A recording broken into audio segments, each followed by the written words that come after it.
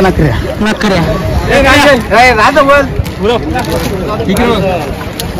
मित्रांनो नांदिवलीचा नखऱ्या बघायला भेटलाय मला आणि त्यांचा उसटणे मैदानामध्ये चांगला गुलाल झालेला आहे आणि त्याच्या सोबत आपला इथला डुंगी एक्सप्रेस नंद्या सुद्धा होता आणि त्यांचा चांगला गुलाल झालेला आहे. तर मित्रांनो बघा आपला गाड्या आहेत थोडा लांबशात जाऊ दे नाही तर साहेब अंडी भरून टाकतील. डीएसपी मित्रांनो यो डीएसपी करांचं आणि पिंट्या ग्रुपचं आपला नांदिवलीचा नखऱ्या त्यांनी जाम नखरे गेल्या कधीच्या माझ्या अंगावर धावलेला पण मला काही राग बी आला नाही. जाम चांगला आहे तो जाऊ दे.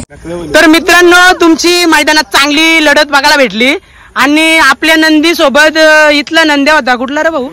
हा डुंगीचा नंद्या होता आणि चांगली गाडी पळाली आणि दुसरी गाडी होती ती सुद्धा चांगली गाडी पळाली. आणि तुमची शर्यत कशी झाली भावा ना? तुमचा परिचय द्या दादा. तुमचा परिचय. मी हितेश ढोणे नांदिवलीचा.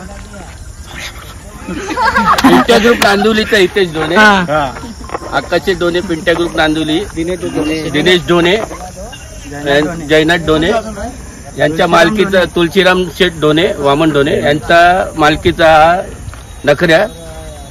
आता पिंट्या ग्रुप नांदिवली एलकुंदेने पळत होता तो आता करार झालाय डीएसपी हॉलरवर. तर डीएसपीच्या अभिषेक पवार या दादांकडे तो आता दावणीला आहे सध्या.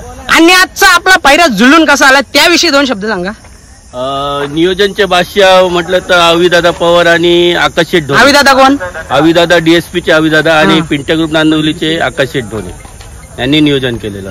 हा आणि आपली दुसरी गाडी होती त्यांच्याशी कसा काय जुलून आला?